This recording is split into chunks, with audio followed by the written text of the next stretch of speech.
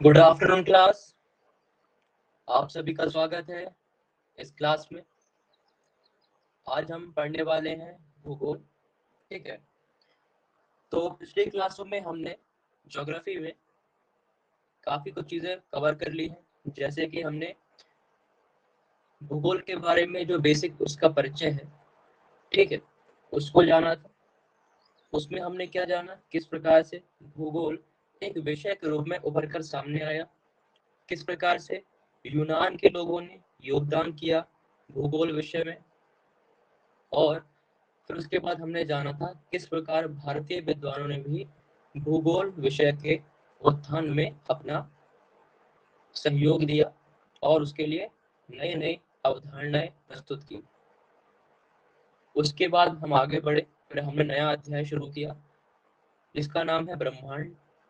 ब्रह्मांड में हम काफ़ी चीज़ें पढ़ चुके हैं, जैसे कि हमने जाना कि ब्रह्मांड क्या है, जिसमें हमने ये समझा कि सूक्ष्म से सूक्ष्म यानी छोटी से छोटी वस्तु से लेकर बड़े से बड़े जितने भी आकाशीय पिंड हैं, खगोलीय पिंड हैं, उन सभी से एक ब्रह्मांड का निर्माण होता है, या यूं कहें ये सभी ब्रह्मांड के अवयव हैं या घटक हैं। उसके बाद हमने जाना कि हमारी ब्रह्मांड में अरबों संख्या में तारे हैं। उन तारों के समूह को हम आकाश गंगा कहते हैं, और हमारी आकाश गंगा जिसमें हम रहते हैं उसे दुग्ध मेखला या मिल्की वे कहा जाता है। तो इतनी बातें हमने डिस्कस कर ली थी। उसके बाद हमने शुरू किया था लास्ट क्लास जो हमारी ज्योग्राफी की हुई थी भूगोल की इस बैच में, उसमें हमने शुरू किया था पृथ्वी की उत्पत्ति से जुड़े कुछ सिद्धांत। किस प्रकार से, माफ करिएगा, पृथ्वी नहीं, हमने बात की थी ब्रह्मांड की उत्पत्ति के सिद्धांत। किस प्रकार से ब्रह्मांड की उत्पत्ति हुई और किस प्रकार से उसका वर्तमान में विस्तार हो रहा है। और पिछली क्लास में जो हमने थ्योरी पढ़ी थी या सिद्धांत जो पढ़ा था ब्रह्मांड की उत्पत्ति से जुड़ा हुआ, उसका नाम क्या था? उस सिद्धांत का नाम था महाविस्फोट सिद्धांत। महाविस्फोट सिद्धांत।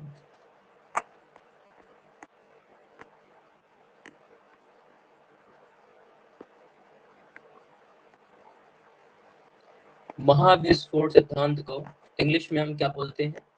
Big bang theory. क्या बोलते हैं? Big bang. ठीक है, इसके प्रतिपादक कौन थे? तो हमने चर्चा की थी कि इसके प्रतिपादक आपके कौन है? जॉर्ज लेमेथियर। कौन थे? जॉर्ज लेमेथियर। इसकी हम चर्चा कर चुके हैं, लेकिन मैं आपको एक बार रिवाइज करा दूं, क्योंकि कई बार आप रिवीजन खुद से करते नहीं, तो रिवीजन जरूरी होता है। महाविस्फोट सिद्धांत के प्रतिपादक कौन है? जॉर्ज लेमेथियर।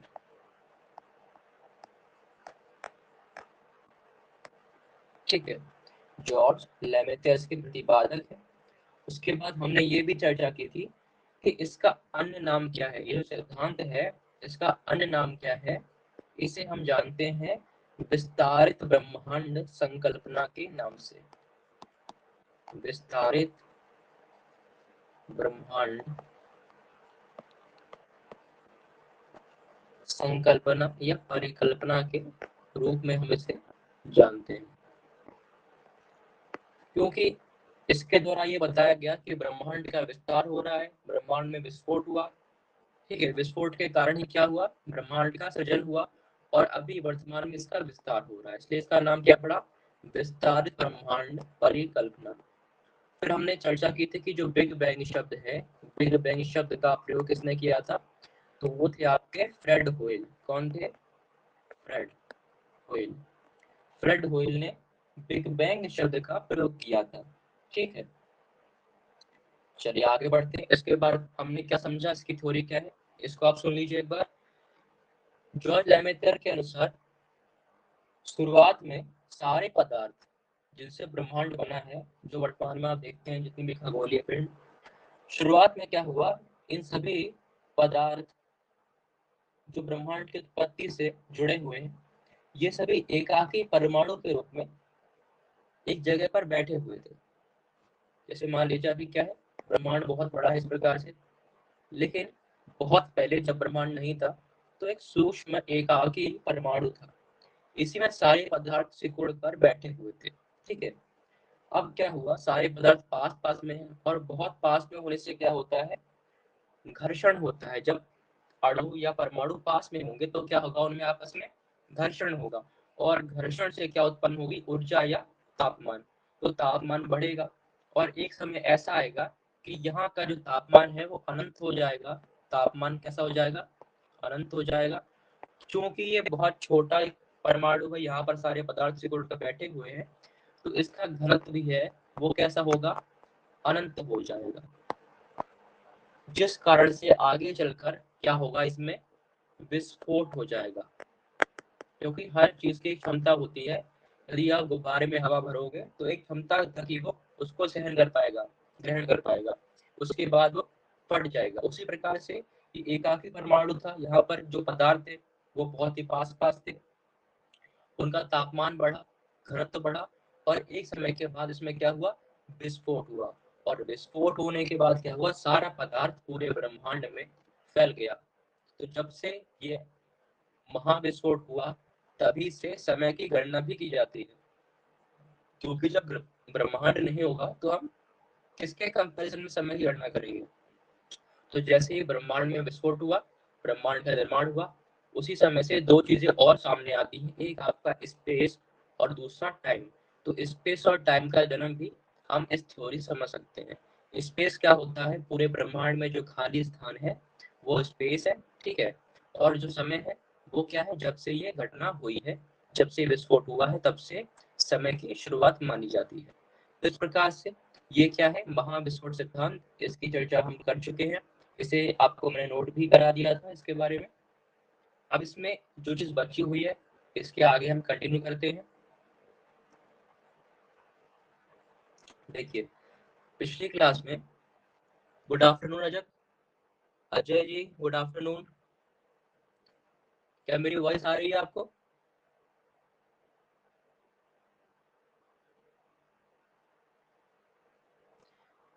अजय, क्लास का टाइमिंग आपका 4:30 का है। ठीक है, तो अभी मैं आपको बता दूं कि हम क्या चीजें पढ़ रहे हैं, जिससे आपका रिवीजन हो जाए। क्या ये आपकी पहली क्लास है या आपने मेरी क्लास पहले की है ज्योग्राफी की, प्लीज बताइए। आप माइक का यूज कर सकते हैं, कोई इशू नहीं है। यदि आप बोलना चाहें तो आप माइक से बोल सकते हैं। क्या आपने क्लास की है पहले मेरी?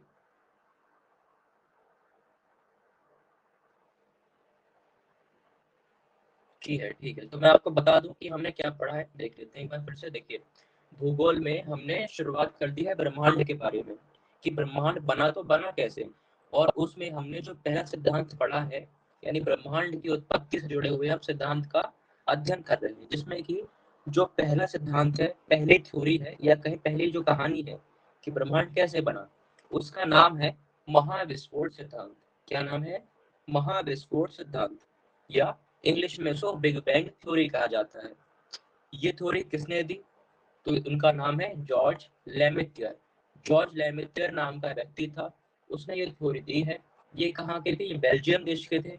और बेल्जियम कहाँ पर है? तो आपका यूरोप महाद्वीप में पड़ता है बेल्जियम देश। क्लियर है? उसके बाद हमने ये जाना कि इस सिद्धांत का एक नाम और है, वो क्या है? विस्तारित ब्रह्मांड परिकल्पना। क्योंकि इस थ्योरी के अनुसार जो हमारा ब्रह्मांड है वो लगातार विस्तार कर रहा है, बढ़ता ही जा रहा है। यानी अभी इतना बड़ा था, फिर इतना बड़ा हो जाएगा, फिर उससे ही बड़ा हो जाएगा, इस प्रकार से इसका विस्तार हो रहा है लगातार। ठीक है, और ये सिद्धांत कहता क्या है तो आप शॉर्ट में भी सुन लीजिए, क्योंकि ये हम पहले पढ़ चुके हैं। इस सिद्धांत के अनुसार शुरुआत में क्या हुआ, यहाँ देखते हैं। शुरुआत में एक एकाकी परमाणु था, एक छोटी सी मटर के दाने के समान एक गेंद मान लीजिए, ठीक है, अभी के लिए छोटा सा परमाणु है।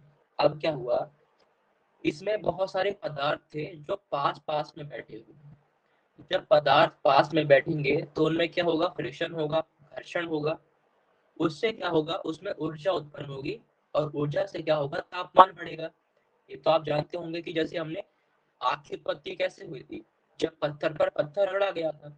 उसी प्रकार यहाँ पे हमें लगाना है लॉजिक कि जो पदार्थ है इसके अंदर के सब बहुत पास में है। ये तो मैंने बनाया बिंदु, इससे भी छोटा रहा, ठीक है, इससे भी छोटा था वो जो एकाकी परमाणु था।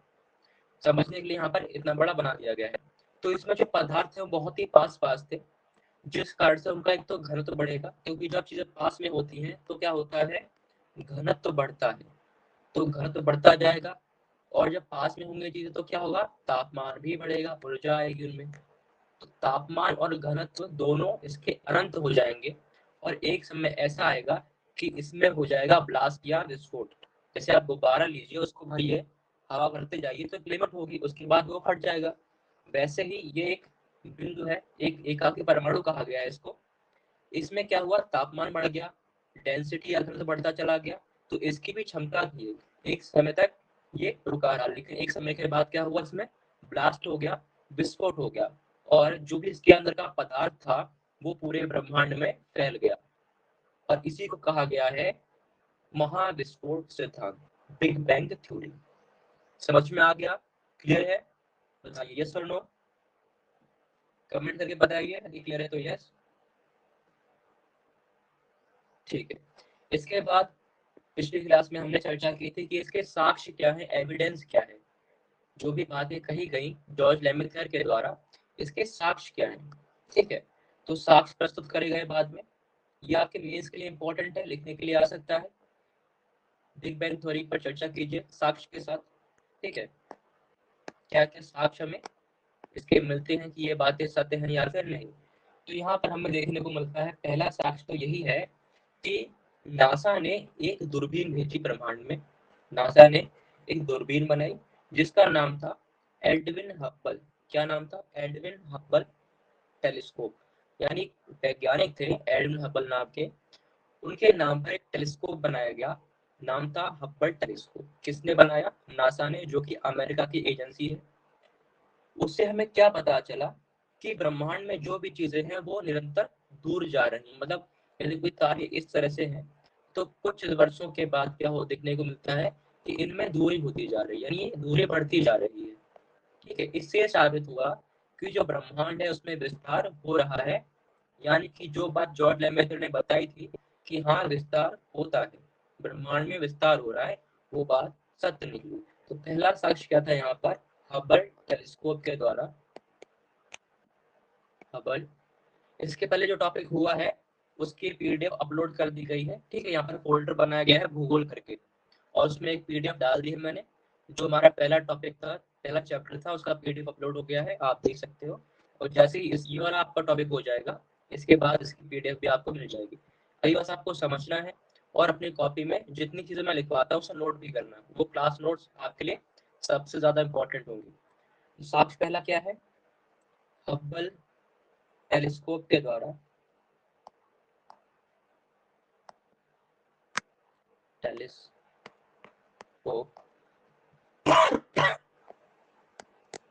के द्वारा यह साबित हुआ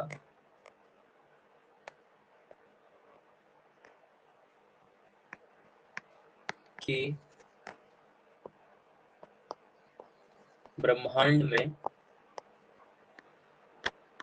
या ब्रह्मांड का लिखिए, ब्रह्मांड का, पूरे ब्रह्मांड का ही विस्तार हो रहा है, क्योंकि ब्रह्मांड का विस्तार हो रहा है। तो पहला साक्ष्य तो यही था कि एक टेलीस्कोप नासा ने भेजी जिसका नाम हबल टेलीस्कोप है, उससे पता चल गया कि जो ब्रह्मांड है उसका विस्तार हो रहा है, ठीक है। अब बात करते हैं आगे, दूसरा जो इसका साक्ष्य आएगा, सेकंड एविडेंस, वो क्या है।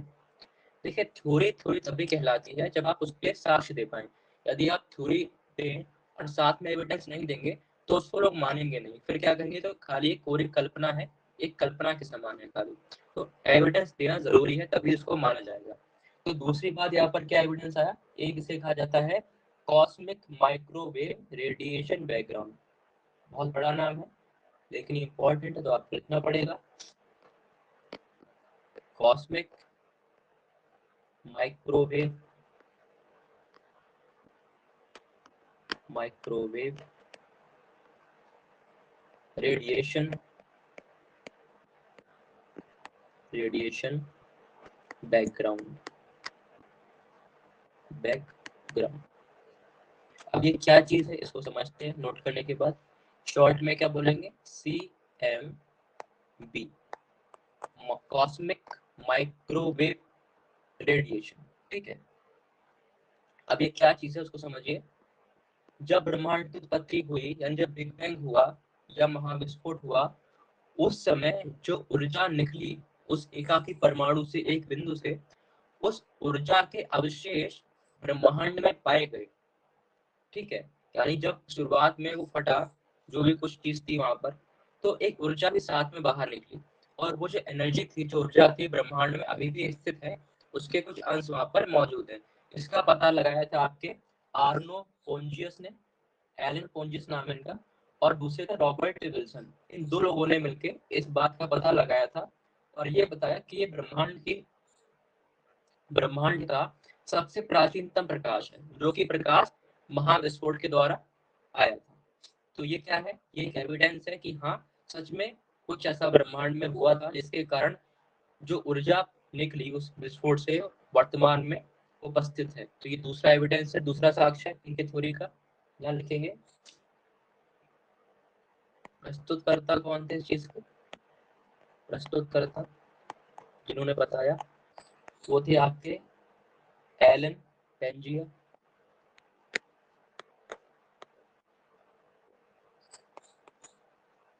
और दूसरे आपके थे यहाँ पर रॉबर्ट विल्सन। Robert Wilson. ठीक है, ये हो गए इसको देने वाले इस एविडेंस को। अब ये है क्या चीज, कि ब्रह्मांड का प्राचीनतम प्रकाश है जो अभी भी मौजूद है। ब्रह्मांड का प्राचीनतम प्रकाश। तो इस प्रकार से आपको मेंस में लिखना पड़ेगा। पहले आप थ्योरी पूरी बताएंगे, ठीक है, उसके नेक्स्ट पैराग्राफ में आप एविडेंस देंगे, फिर बाद में कंक्लूजन या उपसंहार से कहते हैं वो आप लिखेंगे। तो ब्रह्मांड का प्राचीनतम क्या है, ये प्रकाश है। इस प्रकार से हमने क्या पढ़ा, साक्ष्य क्या क्या उपस्थित है आपके इस थ्योरी से जुड़े हुए, और कुछ साक्ष्य हम पहले क्लास में कर चुके हैं। एक एविडेंस हमने लास्ट क्लास में पढ़ा था जिसे कहा जाता है रेड शिफ्ट घटना। रेड शिफ्ट घटना क्या होती है, इसके अनुसार ऐसा कहा जाता है कि यदि प्रकाश जो हमसे दूर है, प्रकाश कहाँ से आता है, ब्रह्मांड से आता है। ठीक है, तो ब्रह्मांड से आने वाला प्रकाश जब हमसे दूर जाएगा तो उसकी जो आवृत्ति है, जो फ्रिक्वेंसी है, उसमें हमें कमी महसूस होगी। अब इसको समझ लेते हैं एग्जाम्पल से। मान लीजिए कोई व्यक्ति यहाँ पर खड़ा हुआ है, ठीक है, अब ये तारा है, यहाँ से प्रकाश इसको दिखाई पड़ रहा है। अब क्या हुआ, ब्रह्मांड का विस्तार हो रहा है, तो क्या होगा, ये तारा थोड़ा पीछे हो जाएगा, कोई विस्तार हो रहा है, दूरी बढ़ती जा रही है। अब इससे जो प्रकाश इसकी तरफ आएगा वो थोड़ी दूरी से आएगा, लेकिन अब इसको कैसे मालूम चलेगा कि ये चीज दूर गई है। तो यहाँ पर एक कॉन्सेप्ट आता है रेड शिफ्ट परिघटना। इसका क्या मतलब है, जो प्रकाश की आवृत्ति है, फ्रीक्वेंसी है, फ्रीक्वेंसी क्या होती है कि एक जो प्रकाश आ रही है पर सेकंड में कितनी उसकी वेव बन रही है, ये फ्रीक्वेंसी आवृत्ति है। तो आवृत्ति जब ज्यादा होगी इस प्रकार से, तो क्या होगा, वेव की लेंथ जो है वो छोटी हो जाएगी, क्योंकि दोनों में उल्टा रिश्ता होता है। कभी साइंस में आपने नहीं पढ़ा हो, एक होता है वेव लेंथ और दूसरा क्या होता है, फ्रीक्वेंसी। इन दोनों में उल्टा रिश्ता है। उल्टा मतलब जब फ्रीक्वेंसी बढ़ेगी तो वेवलेंथ कम हो जाएगी, या फिर जब वेवलेंथ बढ़ाओगे तो फ्रीक्वेंसी कम हो जाएगी। तो यहाँ पर क्या हो रहा है, तारा दूर जा रहा है, इससे आने वाला जो प्रकाश है उसकी जो आवृत्ति है, जो फ्रीक्वेंसी है, ठीक है, आवृत्ति जो है, आवृत्ति में हमें कमी महसूस होगी। क्यों, क्योंकि अब वो दूर हो गया है तारा। तो इस बात की चर्चा हम पिछली क्लास में कर चुके हैं, उसको नोट भी करा दिया है, आप वहां से नोट कर लीजिएगा। अब हम आगे बढ़ते हैं। देखिए, जब ब्रह्मांड की उत्पत्ति हुई तो शुरुआत में क्या क्या चीजें घटना घटित हुई थी, उस पर हम थोड़ा जोर डालते हैं। सबसे पहले क्या हुआ था, एक इलेक्ट्रॉन बना, प्रोटॉन और न्यूट्रॉन बना। फिर कुछ समय के बाद ये आपस में जुड़ गए, ठीक है, ब्रह्मांड में आगे चल के आपस में जुड़े और एक एटम का निर्माण हुआ, एक एटम बना। फिर आगे चल के क्या हुआ, हाइड्रोजन और हीलियम आपस में मिले, जिससे क्या होगा, प्रकाश बनेगा, प्रकाश उत्पन्न होगा इनके घर्षण से। तो इस प्रकार से ब्रह्मांड हमारा आगे बढ़ता गया। ठीक है, पहले एक बिंदु था, फिर वो विस्फोट होता है, इलेक्ट्रॉन, प्रोटॉन और न्यूट्रॉन बन जाते हैं, फिर ये सभी आपस में जुड़ जाते हैं, एक एटम बन जाता है, फिर हाइड्रोजन और हीलियम के मॉलिक्यूल्स बन जाते हैं, वो आपस में घर्षण करेंगे तो एक बादल बनाएंगे जिससे प्रकाश उत्पन्न होगा, क्योंकि आपस में घर्षण हो रहा है तो प्रकाश आएगा। साथ ही साथ चार यहाँ पर चार प्रकार के हमको देखने को मिलते हैं बल। चार बलों की उत्पत्ति हुई थी। कौन कौन से बल थे वो? एक आपका था स्ट्रॉन्ग स्ट्रॉन्ग फोर्स, ठीक है। एक है आपका वीक फोर्स, हिंदी में भी सेम ही रहेगा इसलिए मैं इंग्लिश में लिख रहा हूँ, ठीक है, कोई अंतर नहीं है। और यहाँ पर एक आपका गुरुत्वाकर्षण बल, गुरुत्वाकर्षण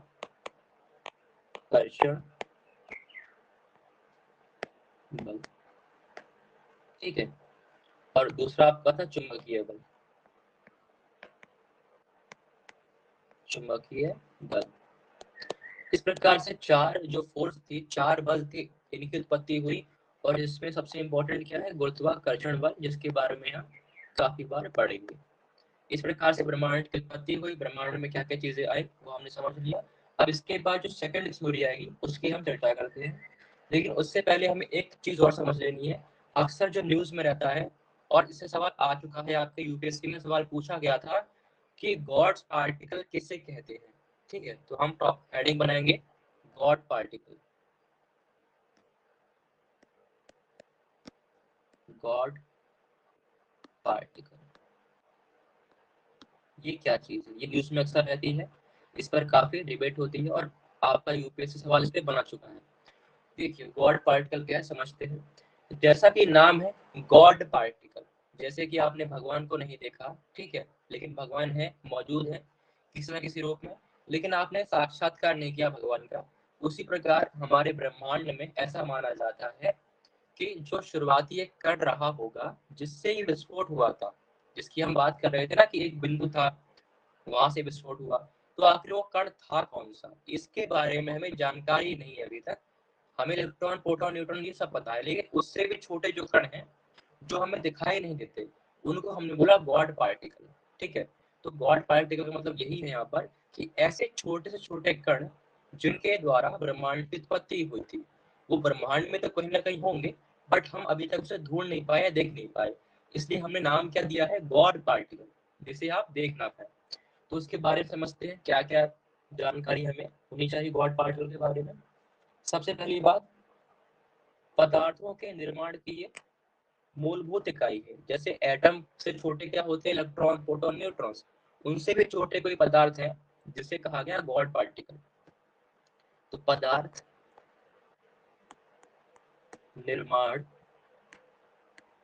की सबसे आधारभूत इकाई, यानी कोई ऐसा कण होगा जिसके द्वारा सभी चीजें निर्मित है, जो सबसे छोटी इकाई है, ठीक है, आधारभूत इकाई है। दूसरी बात, यहाँ पर कुछ वैज्ञानिक आएंगे, वो अपनी रिसर्च करेंगे, जिसमें नाम आएगा वैज्ञानिकों का। एक होंगे पीटर हिग्स, दूसरे होंगे आपके भारत के सत्येंद्र नाथ बोस। तो पहले जो है भारत के वैज्ञानिक थे सत्येंद्र नाथ बोस, उन्होंने एक थ्योरी दी। थ्योरी का नाम है बोसोन थ्योरी। वो आपको नहीं पढ़नी है, बस नाम पता होना चाहिए, क्योंकि उसका नाम यहाँ पर जिक्र होगा। बोसोन थ्योरी किसकी है? सत्येंद्र नाथ बोस की। उसी पर आधारित रिसर्च की गई आगे चलकर एक ब्रिटिश वैज्ञानिक के द्वारा, जो कि ब्रिटेन के थे। नाम था पीटर हिग्स। पीटर हिग्स ने रिसर्च की और ये चीज बताई थी कि एक कोई ऐसा पार्टिकल है, एक ऐसा कोई छोटा कण है जिसके द्वारा ब्रह्मांड में सभी चीजें उसी से बनी है, वो सभी पदार्थों की मूल इकाई है, ठीक है। तो यहाँ पर दो नाम ध्यान देने हैं, लिखते हैं हम लोग, सत्येंद्र नाथ बोस। और दूसरे आपके कौन है? Peter Higgs, Peter Higgs. ये कहाँ के हैं? तो ये आपके ब्रिटेन के हैं। ब्रिटेन कहाँ पर है जानते होंगे आप, ठीक है, यूरोपीय कंट्री है ब्रिटेन, ब्रिटेन। तो पीटर हिग्स और सत्यनाथ बोस की बात करने वाले हैं। इनकी थ्योरी का नाम क्या है? Boson theory. क्या नाम है? Boson theory. Boson theory. और इसी पर अपना आधार बनाकर पीटर हिग्स ने एक रिसर्च की थी। और अब जो नया नाम आएगा उस रिसर्च का, वो क्या होगा? क्योंकि थ्योरी तो आपकी बोस आपकी है, लेकिन रिसर्च उस पर किसने किया है? पीटर हिग्स ने। तो उसका नाम हो गया आपका हिग्स बोसॉन। क्या नाम हो जाएगा? हिग्स और बोसॉन। क्योंकि हिग्स आपके रिसर्च करने वाले वैज्ञानिक है ब्रिटेन के, उनका नाम आ गया। और थ्योरी जो उन्होंने प्रयोग करी, इसको आधार बनाया, वो थी आपकी सत्यनाथ बोस की थ्योरी, बोसॉन थ्योरी। तो इस प्रकार से एक नाम नया आता है, हिग्स बोसॉन। अब ये हिग्स बोसॉन क्या है? तो सवाल ये बन चुका है, गॉड पार्टिकल को ही क्या बोला गया? Higgs boson. गॉड पार्टिकल का ही एक नाम क्या पड़ गया? Higgs boson. क्योंकि इस बात पर रिसर्च किसने करी? पीटर हिग्स ने। उन्होंने थ्योरी को अपना आधार बनाया, थ्योरी थी बोसॉन थ्योरी। ठीक है। तो हिग्स बोसॉन एक थ्योरी है जिसके द्वारा ये बताया गया कि पूरे ब्रह्मांड में एक सूक्ष्म इकाई है जो कि सभी पदार्थों का क्या है? आधार है, उनका मूल है। क्या आपको ये बात समझ में आ गई? अजय बताइए, यदि कोई डाउट हो तो प्लीज पूछिए, फिर हम आगे बढ़ें। अजय बताइए प्लीज। क्लियर हो गया है? कोई भी समस्या हो आप पूछ सकते हैं, ठीक है, कोई दिक्कत नहीं। जितनी बार पूछेंगे मैं उतनी बार आपको बताऊंगा। ठीक है, चलिए आगे बढ़ते हैं। तो हमने जाना कि हिग्स बोसोन क्या है। हिग्स बोसोन ही नाम है गॉड पार्टिकल का, जो कि ये बताया जाता है इसके द्वारा, इस थ्योरी के द्वारा, कि पूरे ब्रह्मांड में एक ऐसा सूक्ष्म कण है जिससे सभी पदार्थों का निर्माण हुआ था। लेकिन अभी उसको हम देख नहीं पाए हैं, तो हम उसे गॉड बोल देते हैं, क्योंकि गॉड यानी भगवान, और भगवान को किसी ने भी देखा नहीं है। आगे बढ़ते हैं। लेकिन अब सवाल यहाँ से प्री का क्या बनेगा? ये तो कुछ सवाल हो गए आपकी जानकारी के लिए। प्री में क्या पूछा जाएगा आपसे? नया सवाल यदि बने तो। अभी तक सवाल क्या बना था कि हिग्स बोसोन क्या है या गॉड पार्टिकल क्या है, तो वो आपकी आधारभूत इकाई है। अब नया सवाल इससे क्या बन सकता है कि जो शब्द है गॉड पार्टिकल, ये दिया किसने? गॉड पार्टिकल, ये तो हम समझ गए कि क्या चीज है, ठीक है, क्या खासियत है इसकी। लेकिन ये शब्द है जो है गॉड पार्टिकल, शब्द का प्रयोग किसने किया? यहाँ से आपका प्री का सवाल बन सकता है। गॉड पार्टिकल शब्द का प्रयोग करने वाले कौन थे? उन व्यक्ति का नाम था लियोन लेंडरमैन। लियोन लेंडरमैन, ये आपके एक व्यक्ति हैं। इनको बस प्री के लिए आपको याद रखना है कि लियोन लैंडरमैन ने, एल एल करके शॉर्ट में आपको लियोन लैंडरमैन ने क्या बताया है? गॉड पार्टिकल के बारे में। LLGP, लियोन लैंडरमैन ने गॉड पार्टिकल शब्द का प्रयोग किया है। ठीक है, बताया तो किसने था? पीटर हिग्स ने ये शब्द का प्रयोग किया है, लियोन लैंडरमैन ने। अब आगे बढ़ते हैं। अब ये तो बात हो गई थ्योरी की, कि लोगों ने बताया, सोचा कि हाँ ऐसा कोई पार्टिकल रहा होगा। लेकिन अब बात आती है इस पर रिसर्च की। क्या आगे चल के लोगों ने सोचा कि यदि ये बात सत्य है कि हाँ कोई ऐसा छोटा कण है जिससे सब कुछ बना है वर्तमान में, ठीक है, जो कि बहुत ही छोटा कण है, देखा नहीं गया है, तो क्यों ना हम इस पर रिसर्च करें, इसको ढूंढें। इस कण को हम बनाते हैं लैब में। लैब में कैसे बनाएंगे? देखिए, जैसे आप सोचिए कोई बड़ा सा लड्डू है, इस प्रकार से मोतीचूर का लड्डू है, ठीक है, इस प्रकार से इसमें मोतीचूर ऐसे बनी हुई है। ये लड्डू है, इसको आपने तोड़ दिया, कई सारे मोती इसके अलग हो गए, मोतीचूर का लड्डू था आपका। अब आप क्या करेंगे? इसको वापस जोड़ना चाहते हैं, वापस जोड़ना चाहते हैं तो जोड़ लेंगे आसानी से। लेकिन यहाँ बात तो ब्रह्मांड की हो रही है कि ब्रह्मांड जब इतना सूक्ष्म था, एक कण के समान बैठा हुआ था कहीं पर एकांत में, ये फट के क्या हुआ? बहुत बड़ा ब्रह्मांड बन गया, इसका विस्तार हो गया। अब बात की जा रही है कि हम उस कण का पता लगा लें। अब कैसे लगाएंगे? तो फिर ये सोचा गया कि ब्रह्मांड का विस्तार हो गया, अब हम क्या करें? पीछे जाएं, मतलब उल्टा काम करें, अब ब्रह्मांड को हम संकुचित करें और फिर से यहाँ पहुंचा दें। तो इस बात का लोगों ने थोड़ा इसमें रिसर्च करने का प्रयास किया है, उसको हम समझेंगे। पहली बात तो ये है, शुरुआत से रिवाइज करते हैं। सबसे पहले एक व्यक्ति आते हैं पीटर हिग्स। उन्होंने क्या बताया? उन्होंने बताया कि एक बहुत सूक्ष्म कण है जिससे पदार्थ बने हुए हैं सारे, यानी इलेक्ट्रॉन, प्रोटॉन, न्यूट्रॉन, इनसे भी छोटा कुछ है, और उसको नाम दिया गया गॉड पार्टिकल। और गॉड पार्टिकल शब्द का प्रयोग किया है लियोन लैंडरमैन ने। फिर साइंटिस्टों ने आगे चल के ये सोचा कि हम अब उस पार्टिकल को ढूंढेंगे। कैसे ढूंढेंगे? तो हम पूरी जो कंडीशन थी ब्रह्मांड में विस्फोट हुआ उसको रिवर्स कर देंगे, उसको उल्टा कर देंगे। तो ब्रह्मांड का विस्तार हुआ, उसको हम सिकोड़ के संकुचित करके फिर से एकाकी परमाणु में पहुंचाएंगे। इससे हमें क्या होगा? हमारा जो कण है, गॉड पार्टिकल है, वो प्राप्त हो जाएगा। अब इसमें हम कुछ जानकारी लिखते हैं कि रिसर्च कहाँ पर हुई। लिखेंगे इस तत्व की खोज, तत्व कौन सा है आपका? God particle. मैं लिख रहा हूँ ब्रैकेट में जीबी से गॉड पार्टिकल। इस तत्व की खोज हेतु यूरोपीय, ये आपका प्रीवियस सवाल बनेगा यहाँ से, यूरोपीय सेंटर फॉर रिसर्च, ये एक संगठन है या कहीं एजेंसी है। क्या नाम है? यूरोपीय सेंटर फॉर रिसर्च, शॉर्ट में कहा जाता है इसको सर्म। ठीक है, तो यूरोप में एक लैब है जहाँ पर भौतिकी से जुड़े रिसर्च की जाती है, भौतिकी यानी फिजिक्स। ठीक है, सर्न एक आपकी संस्था है। वहां पर क्या हुआ? सर्न ने 2010 को जेनेवा, जेनेवा क्या है? जगह है, कहाँ पर है? स्विट्जरलैंड में है जेनेवा। जेनेवा में क्या किया? एक बड़ा सा एक मशीन बनाई, बड़ी सी मशीन बनाई जिसका नाम था लार्ज, इसको ऐसे इतना इंग्लिश में आप लोग, लार्ज हेड्रॉन कोलाइडर।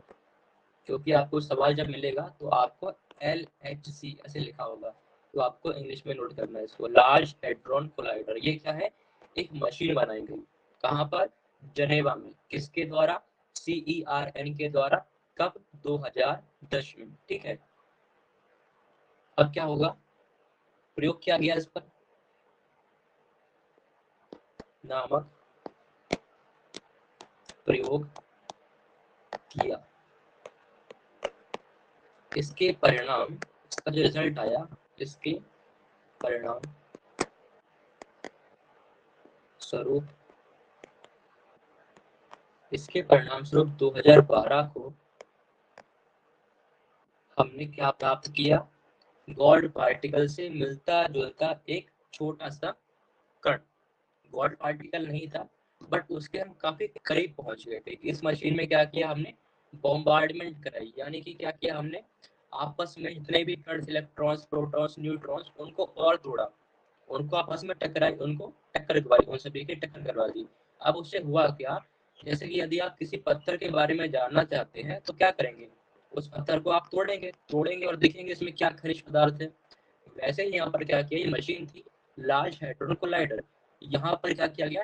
जितने भी अणु हमारे पास हैं, छोटे छोटे इलेक्ट्रॉन, प्रोटॉन और न्यूट्रॉन, इन्हें आपस में इनका टकराव कराया, जिससे और छोटे हुए। और एक समय के बाद 2012 में, लगभग 2 साल लग गया, 2012 में हमको एक नया पार्टिकल मिला जो कि इसी समान था, बट सेम टू सेम वही नहीं था जो हमें चाहिए था, बट उसके काफी हम करीब पहुंच गए थे। तो यहाँ पर हमें लिखना है 2012 को हिग्स बोसॉन, हिग्स बोसॉन से मिलता जुलता, क्योंकि उसको पाना जो शुरुआत में था एकदम बहुत ही असंभव है, बट रिसर्च अभी भी चल रही है, उस पर काम जारी है अभी भी। मिलता जुलता एटॉमिक पार्टिकल, एटॉमिक पार्टिकल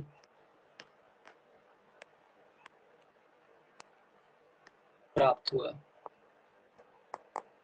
क्या हुआ? एटॉमिक पार्टिकल हमें प्राप्त हो गया। उससे मिलता जुलता है, ना कि सेम टू सेम, ध्यान रखिएगा। अब यहाँ सवाल क्या बनेगा? सवाल इस प्रकार से बनेगा कि लार्ज हैड्रोन कोलाइडर की स्थापना कब हुई? तो आपका आंसर होगा 2010 में।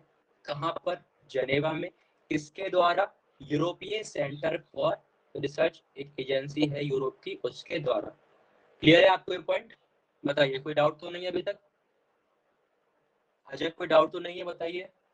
और क्लियर? क्या आप नोट्स बना रहे हैं? आपने नोट किया ये सब?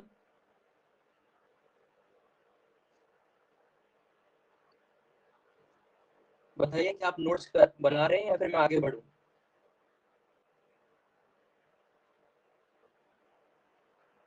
ठीक है, चलिए आगे बढ़ते हैं। अब हमें कुछ एक्स्ट्रा बातें भी यहाँ पर पढ़नी होगी इंडिया से जुड़ी हुई। ये जो सर्न आपकी एजेंसी है, जो यूरोप की एक एजेंसी है सर्न, ठीक है, यूरोपीय सेंटर फॉर रिसर्च, इसका फुल फॉर्म, ये सर्न का आप फुल फॉर्म करेंगे तो आपको नहीं मिलेगा सेम टू सेम, क्योंकि ये अलग भाषा में है। ठीक है, लैटिन भाषा में आपको फ्रेंच में मिलेगा, तो वो आपको याद नहीं करना है, बस सर्न आपको याद करना है कि सर्न कोई एजेंसी यूरोप की है। वैसे इसका नाम यदि देखा जाए, वो है आपका काउंसिल यूरोपियन पाउर ला रेचरे न्यूक्लियर। ठीक है, तो थोड़ा वो अलग भाषा में, तो वो आप लिए काम करेंगे, बस आप सर्न याद करेंगे। कहाँ का है? यूरोप का है ये एजेंसी। इसकी स्थापना कब हुई ये आपको याद रखना है, क्योंकि न्यूज में रहता है अक्सर ये। 19 सितंबर 1954 की इसकी स्थापना है। कहाँ पर? जनेवा में। जनेवा कहाँ पर है? स्विट्जरलैंड में। ठीक है, ये भी कहाँ है तो आपका यूरोप में पड़ता है। स्विट्जरलैंड कहाँ पर है? ये यूरोप। यहाँ पे लिख दिया पहले आपका, वहीं पर देश है आपका स्विट्जरलैंड, और उसमें भी कहाँ है? जनेवा। तारीख क्या है? 19 सितंबर। सन क्या है? 1954। अब बात करते हैं कि क्या चीज़ है, इसकी क्या खासियत है। तो यहाँ पर हम लिखेंगे एक बात यहाँ पर, कि कण भौतिकी की सबसे बड़ी प्रयोगशाला है। जैसे कि फिजिक्स जब हम पढ़ते हैं, तो फिजिक्स जब आप हायर स्टडीज करते हैं, बड़ी आप कॉलेज वगैरह में जाते हैं, पीजी वगैरह करते हैं फिजिक्स में, तो यहाँ पर फिजिक्स की भी कई ब्रांच होती है। तो उसमें एक ब्रांच है कण भौतिकी, जहाँ पर पार्टिकल्स का हम अध्ययन करते हैं, इलेक्ट्रॉन्स, प्रोटॉन्स, इन सभी का अलग से अध्ययन किया जाता है। तो सर्न क्या है? कण भौतिकी, पार्टिकल फिजिक्स इंग्लिश में कहते हैं। कण भौतिकी की सबसे बड़ी प्रयोगशाला है, कि सबसे बड़ी प्रयोगशाला।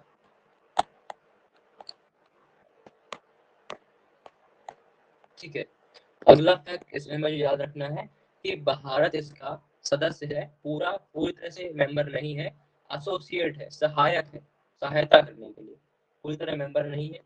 तो याद रखना है, कई बार यूपीएससी में सवाल बनता है कि भारत किस किस संस्थाओं का सदस्य है या नहीं है, यूपीएससी पूछता है सवाल। तो याद रखना है, भारत जो है 2007 में, ये बनी कब? 1954 में, और भारत ने इसको ज्वाइन किया 2007 नहीं, सॉरी 17 करिएगा, इसको 17 कर लीजिए, 2017 में, 17 में सहायक सदस्य के तौर पर ज्वाइन किया, सहायक सदस्य बना। तो ये आपको याद रखना है, प्री के लिए फैक्ट है कुछ ये। यूरोप की संस्था है, ठीक है, स्थापना 1954 में हुई, जेनेवा स्विट्जरलैंड में है ये। कण भौतिकी की सबसे बड़ी प्रयोगशाला है, लैब है, जहां पर की लार्ज हैड्रोन कोलाइडर मशीन रखी है, जिसके द्वारा हमें हिग्स बोसोन से मिलता जुलता पार्टिकल प्राप्त हुआ था 2012 में। फिर भारत ने इसको ज्वाइन कब किया? 2017 में ज्वाइन किया। ये आपको चीजें याद रखनी है। अब बढ़ते हैं हम आगे। अब आती है दूसरी थ्योरी, ये आपकी पहली थ्योरी खत्म हो गई। ठीक है, बिग बैंग थ्योरी हमने पढ़ ली और एक्स्ट्रा चीजें आपको बता दी है हिग्स बोसोन और बॉल्ट पार्टिकल के बारे में। अब जो अगली थ्योरी, यहाँ पर अगला सिद्धांत जो आएगा, उसका नाम है साम्य अवस्था सिद्धांत। ये भी जुड़ा हुआ है ब्रह्मांड की उत्पत्ति से। ठीक है, ब्रह्मांड की उत्पत्ति से जुड़े हम सिद्धांतों का अध्ययन कर रहे हैं, जिसमें पहला पढ़ लिया बिग बैंग थ्योरी, सॉरी। अब हम दूसरी पढ़ रहे हैं, साम्य अवस्था।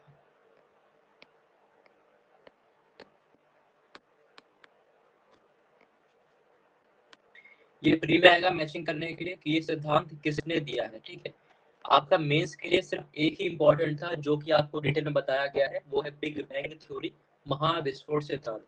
अब जो भी हम पढ़ेंगे वो बस आपके प्री के लिए इंपॉर्टेंट है, मैचिंग के लिए। मैच द कॉलम करके आएगा कि ये सिद्धांत के प्रतिपादक कौन है। तो पहला यहाँ पर लिखेंगे प्रतिपादक, किसने दिया है ये सिद्धांत, उनका नाम जानना आवश्यक है। नाम है थॉमस गोल्ड, थॉमस गोल्ड एवं हरमन बांडी, हरमन बांडी। ठीक है, अब इसको याद कैसे करेंगे, क्योंकि प्री में आपको याद करना है चीजें, में इसमें तो आप लिख लोगे कुछ भी, ठीक है, थोड़ा बहुत लिख ही लोगे क्योंकि आपने समझा है चीजों को। अब प्री के लिए आपको यहाँ पर ट्रिक बनानी पड़ेगी याद करने के लिए। शाम अवस्था से आप क्या याद करेंगे, देखिए इसे कैसे याद करेंगे आप। शाम को आप पढ़िए, शाम, शाम मतलब इवनिंग, शाम का समय। तो आप कहानी बना लीजिए कि एक थॉमस नाम का लड़का है, ठीक है, एक लड़का है थॉमस नाम का, गोल्ड की चेन पहनता है और शाम को जिम जाता है, बॉडी बनाता है। क्या याद करेंगे, थॉमस नाम का लड़का गोल्ड की चेन पहनता है और वो बॉडी बनाता है शाम को। कब बनाता है, शाम को। तो इससे आपको सारे नाम याद रहेंगे। क्लियर है, हो जाएगा याद, बताइए अजय, एक समझ में आ गई है, कैसे याद करोगे। ठीक है, तो ऐसे आपको याद रखना है चीजों को प्रेम के लिए, क्योंकि वहां तो आपको टिक करना है, तो आपको ज्ञान दिखाने की आवश्यकता नहीं है, बस याद करो कैसे भी। तो शाम को थॉमस नाम का लड़का गोल्ड, या तो गोल्ड की चैन बना लो, या फिर एक जिम का ब्रांड भी है गोल्ड जिम, तो गोल्ड जिम में जाके बॉडी बनाता है। जो भी आपको सही लगे ऐसा बना सकते हैं। अब इसके बारे में बस आप सुन लीजिए, लिखना कुछ नहीं है आपका। इसके अनुसार क्या कहना है कि जो ब्रह्मांड था, ये विस्फोट की बात को नहीं मानता। ये कहता है कि ब्रह्मांड जैसा वर्तमान में है वैसा ही शुरू से था, तो उसमें कोई बदलाव नहीं हुआ है। ठीक है, ये कहता है कि साम अवस्था, यानी जैसी अवस्था थी वैसी अवस्था पहले भी थी, जैसी अभी है वर्तमान में ब्रह्मांड वैसा ही पहले था, कोई भी महाविस्फोट वगैरह नहीं हुआ। ये इनका मानना है बस साम अवस्था में। अगली बात, तीसरी थ्योरी जो आपको याद करनी है प्री के लिए, वो है दोलन सिद्धांत। हम इनको क्यों नहीं लिख रहे हैं, इसका ये कारण है कि अभी वर्तमान में जिस थ्योरी को माना जाता है सत्य, वो है बिग बैंग। तो बिग बैंग ही आपके लिए इंपॉर्टेंट है, बाकी सब पुरानी पुरानी थ्योरीज है। ठीक है, इनका आप उतना महत्व नहीं रह गया, लेकिन प्री में कभी कभी आ जाता है, तो हम इसको एक बार पढ़ लेते हैं। तीसरा आपका है दोलन सिद्धांत, दोलन या दोलन सिद्धांत,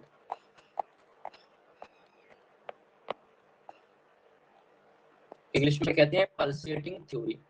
किसने दी है, प्रतिपादक, फिर से वही प्रतिपादक। यहाँ पर भी आपको देखने को मिलेंगे दो नाम, एक है आपके एलन संडेज, एलन संडेज, और एक आपके एडिंगटन, एडिंगटन। अब इसको भी याद करने की हम ट्रिक प्रयास करते हैं तो ट्रिक बन जाए। देखिए यहाँ पर लिखा है दोलन, आप उसको ना डोलना, डोलना, डोलना जानते हैं क्या होता है, घूमना, कहाँ डोल रहे, डोल का मतलब क्या हो गया, घूमना। ठीक है, डोलना, तो दोलन से याद करो डोलना। और इंसान डोलेगा कब, जब उसके बाद फुर्सत होगी, जब उसकी छुट्टी होगी। तो यहाँ से बना संडे, संडे को क्या है, इंसान की छुट्टी है, वो डोल रहा है यानी घूम रहा है, और साथ में क्या कर रहा है, वो एडिंग से आप याद करेंगे ईटिंग, ईटिंग बना लीजिए उसको याद करने के लिए। तो संडे का दिन है, संडे का दिन है, एक व्यक्ति डोल रहा है, घूम रहा है, और बाहर की चीजें वो खा रहा है, परिवार के साथ ईटिंग कर रहा है। तो ऐसे आप इसको याद कर सकते हैं अपने ब्रेन में। ठीक है, कि संडे का दिन है, कोई इंसान डोल रहा है और साथ में वो ईटिंग कर रहा है। ठीक है, बाहर वो खाना खा रहा है क्योंकि यार उसका हॉलीडे। क्लियर है, हो जाएगा याद, अच्छा याद हो जाएगा, कोई दिक्कत तो नहीं है। रिस्पॉन्ड करिए प्लीज, फिर आगे बढ़ते। आवाज आ रही है आपको, ठीक है, रिस्पॉन्स करा करिए, तभी मुझे समझ जाएगा ना कि क्या चीजें पढ़ानी है, क्या कैसे रिवाइज करना है। अब इसको समझिए ओरली। दोलन सिद्धांत क्या कहता है इसके अनुसार एक निश्चित समय पर ब्रह्मांड का विस्तार रुक जाएगा। जैसे हमने बात करी कि जो हब्बल टेलीस्कोप था नासा का, उसने क्या बताया कि चीजें दूर दूर जा रही हैं ब्रह्मांड में। तो इस सिद्धांत का क्या कहना है? इनका ये कहना है कि ब्रह्मांड में जो विस्तार हो रहा है वो रुक जाएगा और फिर क्या होगा, ब्रह्मांड सिकुड़ने लगेगा। सिकुड़ के फिर वापस वो एक एकाकी परमाणु बन जाएगा। उसके बाद फिर से उसमें विस्फोट होगा और फिर से ब्रह्मांड का विस्तार होगा। यानी कि इसको समझे डायग्राम से, तो पहले क्या था, सिंगल एटम, एकाकी परमाणु, सब चीजें एक जगह बैठी हुई थी। विस्फोट हुआ, ब्रह्मांड बना और बड़ा बना और बना। उसके बाद ये क्या कहते हैं, सैंडविच और एडिंगटन, ये कहते हैं कि अब ये सिकुड़ेगा, सिकुड़ के फिर से क्या बन जाएगा, एकाकी परमाणु, सिंगल एटम। फिर से प्रक्रिया ये फिर से फॉलो होगी, इस प्रकार से चलती रहेगी। ठीक है, ये चीजें कंटिन्यू चलती रहेंगी। और ऐसा कब होगा, एक साइकिल पूरी आपकी होगी 80 बिलियन साल में, 80 बिलियन साल में। तो ये फर्जी बात है, इस बात का कोई औचित्य भी समझ नहीं आता है। ठीक है, लेकिन हमें पढ़ना एग्जाम के लिए कि मतलब पहले बढ़ेगी चीज, ब्रह्मांड बढ़ेगा, फिर सिकुड़ेगा, फिर से विस्फोट होगा, फिर से वो चीज रिपीट होगी और ऐसा हर 80 साल में होगा, ऐसा कहना है सैंडविच और आपका एडिंगटन का। ठीक है, जो उनकी थ्योरी है डोलन सिद्धांत, उसको आपको मैं समझा दिया। अब इसके बाद चौथे नंबर पे एक और आएगी थ्योरी, उसका नाम है आपका स्फीति सिद्धांत। स्फीति सिद्धांत,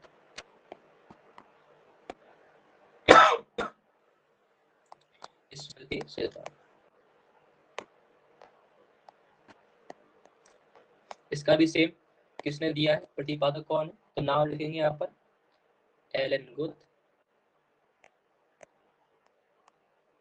एलन गुथ, पॉल स्टीनहार्ट और एक आखिरी व्यक्ति और है इसमें, एलन गुथ, पॉल स्टीड और यहाँ पर एक है एंडी करके, एंडी। तो यहाँ पर 3 नाम है, यदि आपको 2 ही याद हो जाए तो बहुत अच्छा है। इस स्थिति में कौन कौन है, एलन गुथ, पॉल स्टीनहार्ट और एंडी।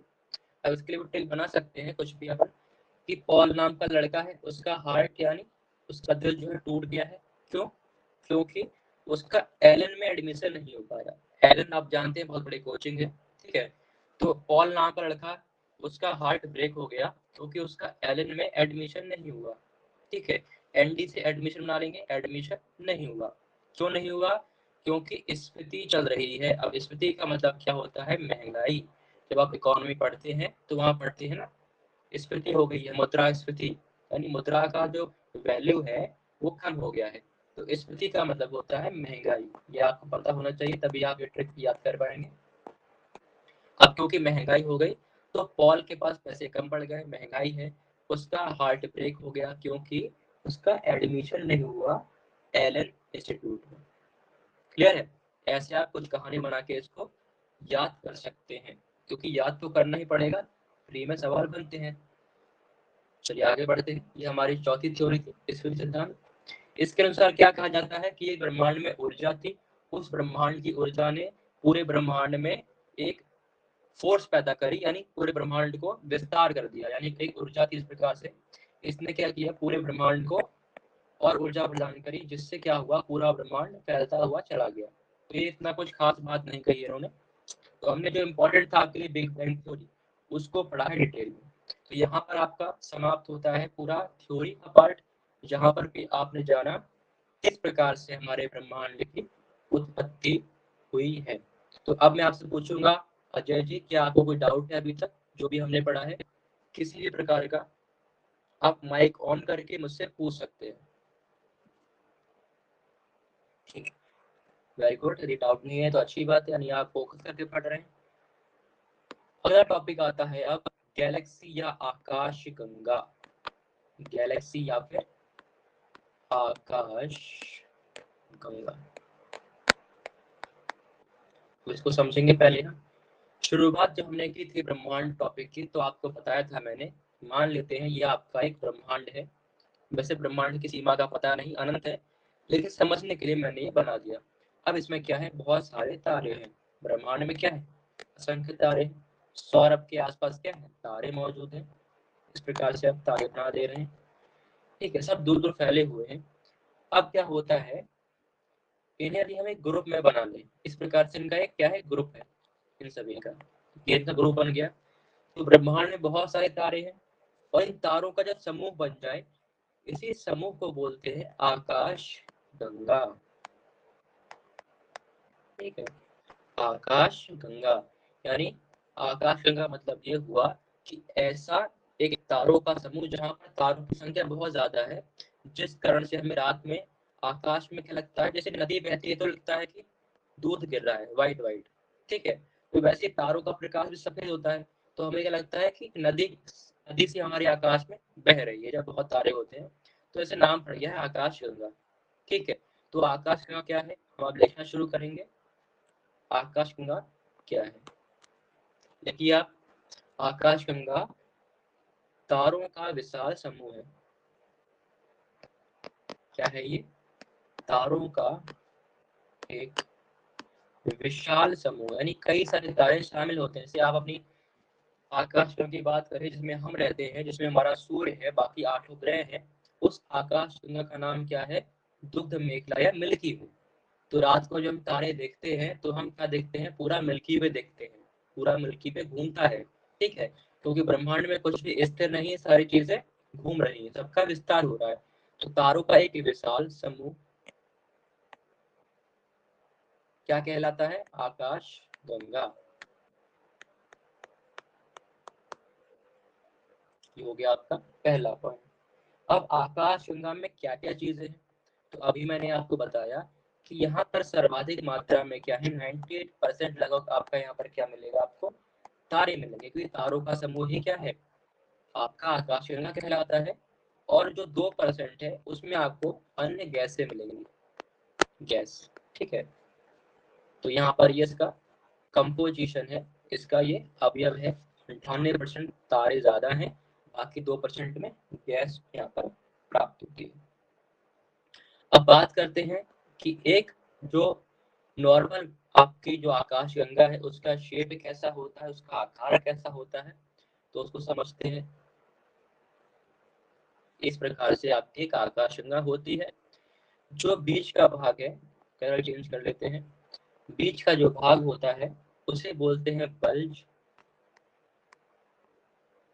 बल्ज, जो केंद्र का भाग है उसे बल्ज बोलते हैं। बाकी जो आपको ये सर्पिलाकार दिख रहा है घूमता हुआ, इसे हम क्या बोलते हैं, भुजा। इसका यह हाथ है या इसका भुजा है। तो मिल्की वे यानी किसी भी आकाश गंगा के 2 भाग है, मध्य का भाग कहलाता है बल्ज, और जो भुजाएं होती हैं जो चारों ओर घूमती रहती है उन्हें भुजा कहते हैं। क्लियर है, ठीक है। औसतन ये देखा जाता है कि हर जितनी भी आकाश गंगाएं होती हैं उनमें 3 भुजाएं प्राप्त होती है, जैसे कि ये 1 हो गई, ये 2 और ये 3। ठीक है, ऐसा हमेशा नहीं होगा, पर अधिकतर 3 भुजाएं प्राप्त होती हैं और एक बल्ज होता है। क्लियर है, आगे बढ़े, कोई डाउट तो नहीं है अभी तक, बताइए। ठीक है, चलिए आगे बढ़ते हैं। अब हम यहाँ पर एक फैक्ट और लिखेंगे कि ब्रह्मांड में लगभग लगभग की बात हो रही है, एक्यूरेट बात तो हम नहीं कर सकते क्योंकि ब्रह्मांड अनंत है, तो हमारी अभी क्षमता नहीं है कि हम एक्यूरेट बता दें। तो ब्रह्मांड में लगभग जो है 100 अरब आकाश गंगाएं हैं। 100 अरब क्या है, आकाश गंगाएं मौजूद हैं। ठीक है, हो सकता है कभी सवाल बन जाए, इस प्रकार से स्टेटमेंट आ जाए कि ब्रह्मांड में 100 अरब आकाश गंगाएं हैं, तो स्टेटमेंट आपका ये सही होगा। तो ये बेसिक जानकारी थी आपकी किसके बारे में, आकाश गंगा के बारे में। और जिस आकाश गंगा में आप और हम रहते हैं, जिसमें हमारा सूर्य रहता है, 8 ग्रह हैं, उसका नाम क्या है, मिल्की वे, दुग्ध मेखला। तो यहाँ पर लिखेंगे हमारी आकाश गंगा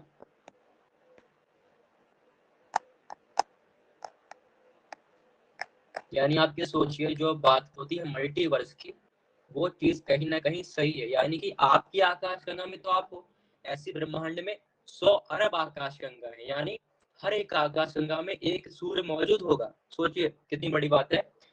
एक अलग ब्रह्मांड, मतलब ब्रह्मांड तो एक ही है, एक अलग आकाश गंगा में भी एक सूर्य होगा, वहां भी ग्रह होंगे। तो यानी आप अभी जहाँ रह रहे हैं इसके अलावा भी कहीं और जीवन है। ठीक है, जो एलियंस की बात की जाती है, मल्टीवर्स की बात की जाती है। ठीक है, कई सारे हमारे यूनिवर्स इस प्रकार से, तो कई जगहों पर जीवन अभी चल रहा है। हो सकता है हमसे कुछ लोग पीछे हों दूसरी आकाश गंगाओं में, या हो सकता है हमसे बहुत ही आगे हों। तो एलियंस क्या है, यही सारी चीजें हैं। ठीक है, जो अलग आकाश गंगा में रहते होंगे वो आ जाते होंगे घूम के, थोड़ा हमसे एडवांस होंगे वो। हमारी आकाश गंगा का नाम क्या है, लिखेंगे दुग्ध मेखला। दुग्ध मेखला, या इंग्लिश में याद रखिएगा, इंग्लिश इंपॉर्टेंट है यहाँ पर, मिल्की वे। मिल्की वे, दुग्ध मेखला है मिल्की वे, ये हमारी आकाश गंगा का नाम है, जिसमें कि एक बल्ज है और 3 क्या है, भुजाएं हैं। अब यहाँ पर एक फैक्ट और आपको लिखना है, जो हमारा सूर्य है, सूर्य जो है वो दुग्ध मेखला में ही उपस्थित है, क्योंकि आकाश गंगा में कई सारे तारे हैं। एक आकाश गंगा में क्या होता है, कई सारे तारे होते हैं, तारों का समूह ही क्या कहलाता है, आकाश गंगा। तो सूर्य भी क्या है, एक प्रकार का तारा ही है। सूर्य क्या है, तारा है। ठीक है, सबसे बड़ा तारा है ये। सूर्य दुग्ध मेखला से दूरी पर है। दुग्ध मेखला यानी जो हमारी आकाश गंगा है, इसके केंद्र से यानी बल्ज से, के केंद्र से काफी दूर है, काफी दूर है। इसे हम समझते हैं डायग्राम से, ये नोट हो जाए उसके बाद। चलिए आगे बढ़ते हैं, मैं समझाता हूँ कैसे आपका सूर्य कहाँ पर है, तो समझ लेते हैं। पेन चेंज कर देते हैं। देखिए हम बनाते हैं इस प्रकार से अपनी आकाश गंगा, ये बन गई। 3 भुजाएं हैं, यहाँ पर बल्ब है, यहाँ पर भी क्या है, सब जगह तारे पाए जाते हैं। अभी के लिए हम सिर्फ बात करेंगे सूर्य की। हमारा सूर्य जो है वो है आपका दूसरी भुजा में। सूर्य कहाँ पर है, ये लिखा है मैंने सन। सूर्य सन कहाँ पर है, हमारी ये क्या है, मिल्की वे। मिल्की वे की बात हो रही है। हमारी जो आकाश गंगा है दुग्ध मेखला मिल्की वे, उसके दूसरी भुजा में यानी मध्य में है। और केंद्र कहाँ है, ये केंद्र होता है, ये सेंटर है, केंद्र है। किसका केंद्र है, तो ये आपके मिल्की वे का केंद्र है।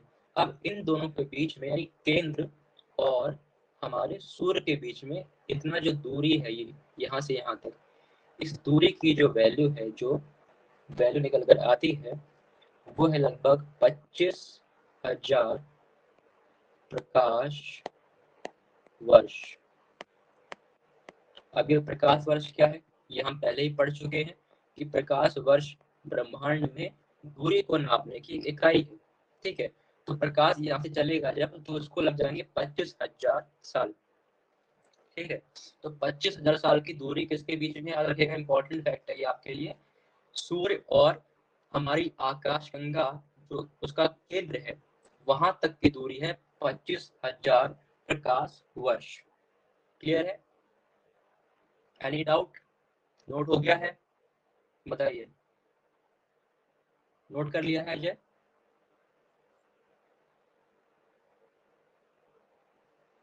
अभी तक जो भी पढ़ा है सारी बातें क्लियर है अजय। ठीक है, तो आज के लिए हम क्लास को इतना ही रखते हैं। ठीक है, इसके आगे की चर्चा हम कल करेंगे। Thank you for the class, thank you for joining us. Revision करते रहिए। ठीक है, कल हम इसके आगे पढ़ेंगे।